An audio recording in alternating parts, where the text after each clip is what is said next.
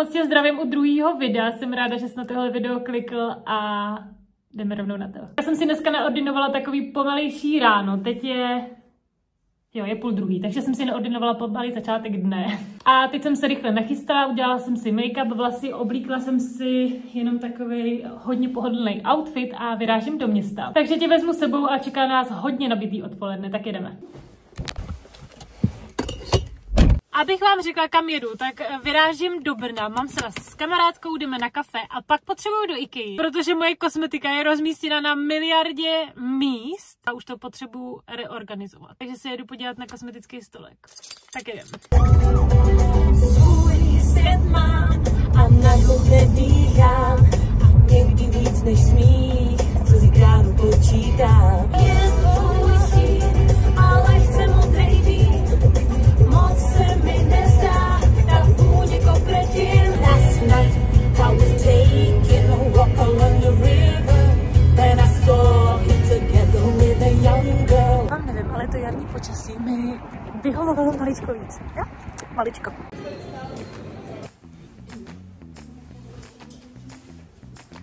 Já vás poprosím kapučíno s sebou. Nemůžu najít svoje koupě.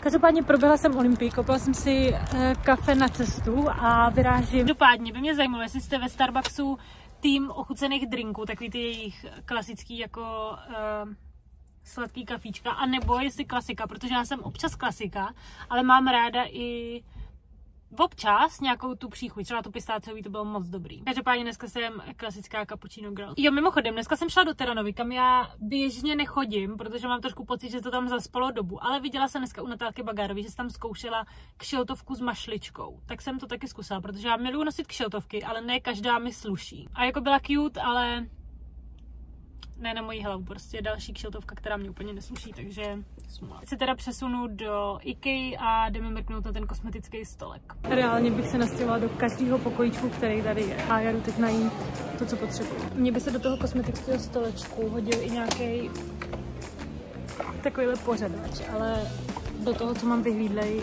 se to nevejde. Tady tyhle takovýhle se mi líbí.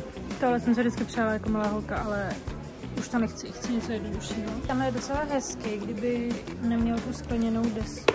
Tak tohle je ten stolek, má takové dva šuplíky, ale přijdou mi docela mělký. A pak tady má ještě tady tenhle, ten je o něco kratší, ten má jenom metr na dílku, ale ty šuplíky už mi přijdou dost malý. Já jsem teď strávila asi půl hodiny u těch stolů a rozhodla jsem se, že ještě asi mrknu jinde, protože to nemělo úplně ten vibe, který bych chtěla, aby to mělo. Ani jeden ten stůl se mi vlastně nelíbil tak moc, abych si řekla wow. Já jdu teďka projít ten sklad nebo to spodní patro IKEA, protože to mi vždycky zabere nejvíc času a jdu pobrat nějaký drobnostky. Mají tady ty svíčky s těma hezkýma printama a nemůžu se rozhodnout, jestli chci tuhle nebo tohle, ale víc se mi asi hodí žlutá, takže beru prostě žlutá. Já prostě nikdy nevím, kde jsem zaparkovala. Tak prosím vás, zrada. Mají ještě tady ty černošedý a ty voní úplně nejvíc, takže já vezmu asi jednu i tady tuhle. Já prostě nikdy nevím, kde jsem zaparkovala. Nikdy. Takže jsem teďka asi 10 minut hledala auto na parkovišti a pak mi došlo, že jsem vlastně parkovala u východu, jenže já jsem teď v Tesku a mám z Teska hrozně ráda pyžamka. Mám tady to proužkovaný, i to pejskový, který máme z Teska a teď tady mají i tady to, takže já jsem si vezmu.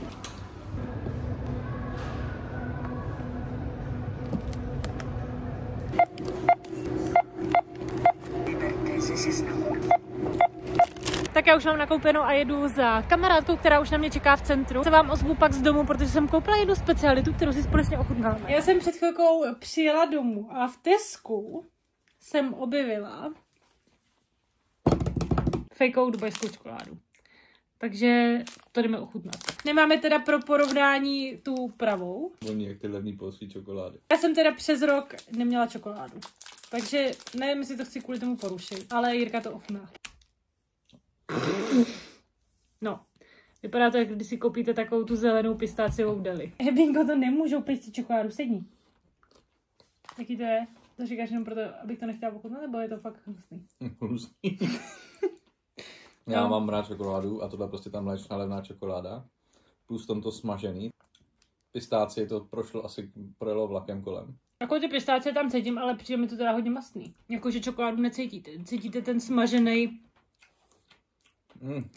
vnitřek. To ani neporuším tu čokoládu kvůli tomu. Já bychom se totiž pochopili, já už jsem od minulého listopadu už jsem neměla čokoládu. Já to dám uchutnat i cejře, uvidíme, jdu se odlíčit a už si dáme večer takovou pohodičku, veď máma je doma. A my se vidíme zítra ráno. Tak dobré ráno, dneska je neděle. Já jsem tady včera brečela, jaký je počasí a dneska to svítí sluníčko, ale jakože překrásně, takže si myslím, že bude fakt hezky. Já si tady jdu vypít zrovna svůj lean pre-workout a jdu cvičit na 8. Pak vlastně pojedeme asi na brunch. Vezmu vás na nejlepší brunch široko daleko. A pak pojedeme na svatební místo, čeká nás tam jedna schůzka, na kterou se hrozně těším. A já vám o tom potom řeknu víc, každopádně teď jdeme cvičit.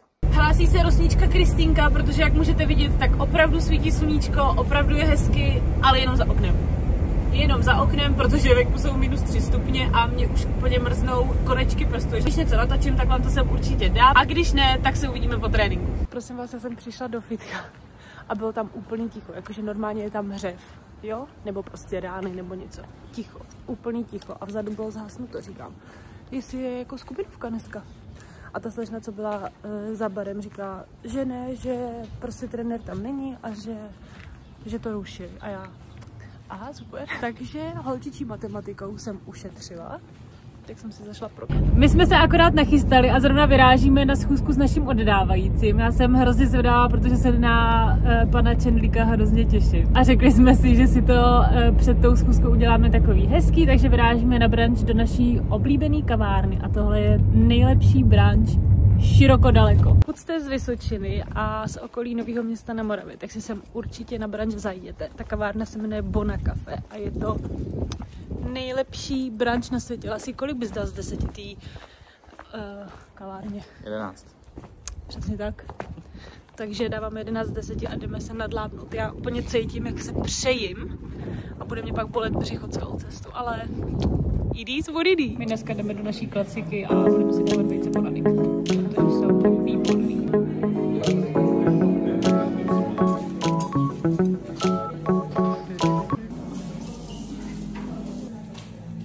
Přesně tak nacpaná, jak jsem si myslela, že budu nacpaná, ale bylo to opět výborný. My jsme vzali ještě 2 ty tarteletky panu Čendlíkovi jako pozornost a teď už vyrážíme, protože máme... protože to tam máme tak hodinku, takže já si myslím, že to stíneme úplně akorát.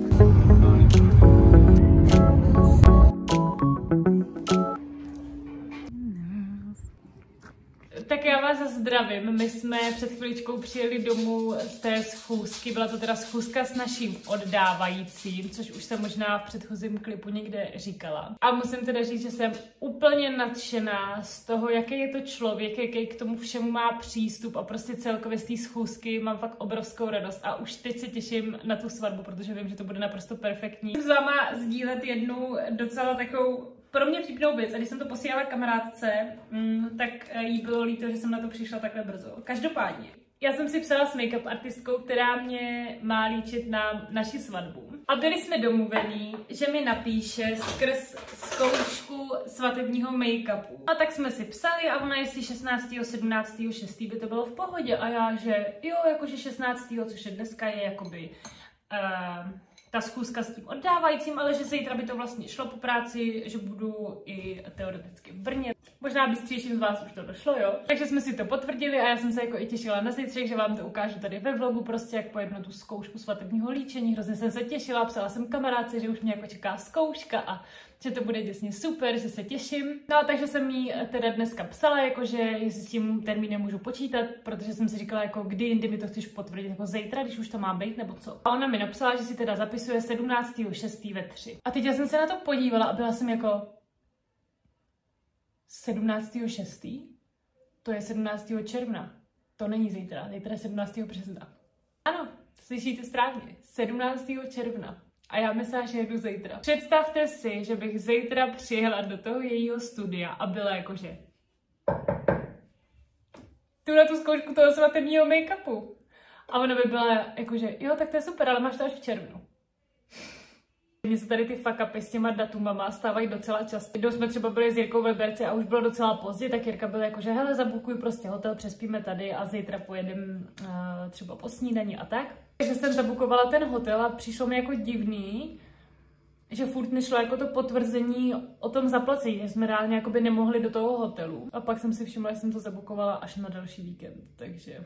My jsme si tady teď s Ebínkou udělali takovou pohodičku. Já jsem vám chtěla jen tak v rychlosti ukázat, co jsme dostali od našeho oddávajícího. Pokud aspoň trošku víte, jak takový církevní obřad probíhá, což my teda budeme mít církevní obřad, tak k tomu patří taková příprava s tím farářem. A náš oddávající žádnou takovouhle extra velkou přípravu nemá, protože tím, že je docela známej, tak prostě nemá tolik toho času. Tak nám dal nějakou literaturu, kterou si máme prostudovat nebo jako projít. Je teda Malý kompas víry, je tady kapitola dokonce o svátosti manželství, kterou nám doporučil si pročíst. A druhou knížku, kterou nám dal, se jmenuje 5 jazyků lásky, kterou já už jsem jednou v minulosti četla a naprosto ji miluju. Takže se těším, až si ji přečtu znova.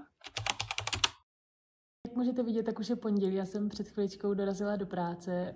Pokud jste to ještě nepochopili, tak ano, pracuji jako učitelka ve školce. A mě tak napadlo, že když vás nevezmu dneska na zkoušku svatebního make-upu, protože se zkouška nekoná, tak vám ukážu takový svůj den v práci. 95% mý práce je práce s dětma, který vám nebudu a ani vlastně nemůžu natočit a ukázat. Já teda doufám, že to dneska bude takový klidnější, takže bude reálný vás nějak províst tím mým dnem tady v práci. Tenhle týden mám ranní, což znamená, že tu třídu vedu já a začínám teda od 6 a budu končit o 12:30. Já teď musím rychle ke kopírce, než mi začnou chodit děti, abych jim nakopírovala nějakou práci a musím si připravit tu třídu na celý den. Já to tak dělám nejradši, abych pak celý ten den už se mohla věnovat dětem a neodbíhat pořád pro pomůcky a tak, takže teď to jdeme nachystat.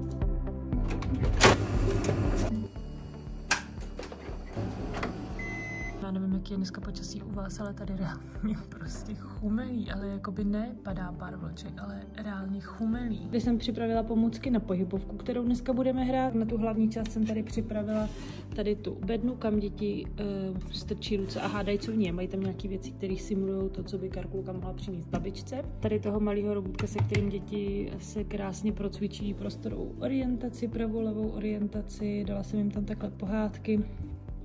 Tady dám ještě vlka, na včelku nalepím Karkulku, aby to vypadalo jako, že chodí po pohádkách Karkulka. Protože pokud jste to ještě nepochopili, tak téma týdne je z pohádky do pohádky a dneska je to teda červená Karkulka. Jsem to vymyslela tak, že děti budou každý den v jiný pohádce a teď jdeme nachystat věci na výtvarku, takže papíry, nějaký papírový pomůcky a tak. Tak nakopírovala jsem omalovánky, práci na odpoledne, tady mám písničku, tady mám ještě k té včelce obrázky a tady jdu teď vystříhat šablony na výrobu červené Karkulky.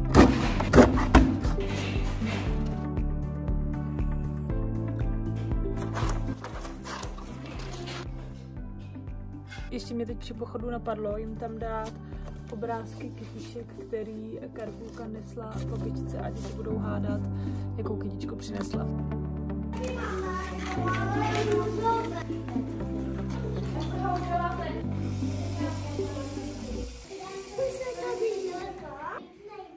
Tak my jsme teď přišli zvenku, už máme nachystaný talířky, takže půjdeme na oběd a já se vám ozvu potom.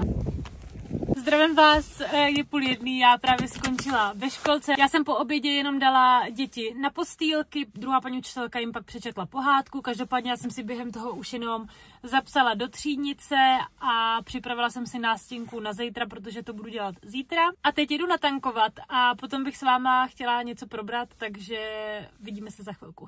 V mých 27 letech jsem se konečně naučila dát tu pistoli tak, abych to nemusela celou tu dobu držet. Každopádně tohle, nevím, jak máte vy, ale mně tohle prostě přijdou vždycky nejvíc vyhozený peníze. Přitom vím, že to jakoby reálně potřebuju, ale přijde mi, že mi utíkají takhle. Doslova. Já než ukončím tady ten vlog, tak jsem s váma chtěla sdílet jednu takovou věc a vlastně se zeptat na váš názor, protože já, co se vlogování týká, v sobě bojuju s jedním takovým, nechci říct problémem, ale jednou takovou věcí. A tím, že rozhodně nejsem žádná známá influencerka, tak tady u mě na kanále nechci to zakřiknout, jo, protože to je něco, kam bych se jako ráda dopracovala a co bych jednou ráda zažila. Každopádně v nejbližší době tady určitě neuvidíte, já nevím, záběry z žádných eventů, press tripů, kam mě poslali nějaký značky. Každopádně, abych to tady neobkecávala a dostala se rovnou k věci, tak mi jde o to, že ne každý den může být pro každýho úplně zajímavý, myslím tím jako můj den. Tudíž se snažím, nebo zatím jsem se snažila natáčet vždycky jenom ty highlighty těch dnů. Takže by mě zajímalo, jestli vás zajímá i takový jako běžný den, kdy prostě se zas tak moc neděje, jestli se chápem, prostě nikam nejedu, nečeká mě žádná velká akce a tak, takže nad tím jsem prostě přemýšlela, tak mi dejte vědět, jaký na to máte názor vy, nebo jestli máte prostě rádi jenom, když se něco děje a takový ten daily life jako odstrčený na druhou kolej. Takže tolik tady k mýmu porada okýnku. Každopádně budu moc ráda, když mi dáte do komentáře vědět, jak se vám tohle video líbilo, nebo mě podpoříte lajkem. A pokud budete chtít vidět i další video, tak mě určitě nezapomeňte sledovat, protože jak už jsem řekla, tak mi to natáčení hrozně baví a těším se na příště. Tak bá.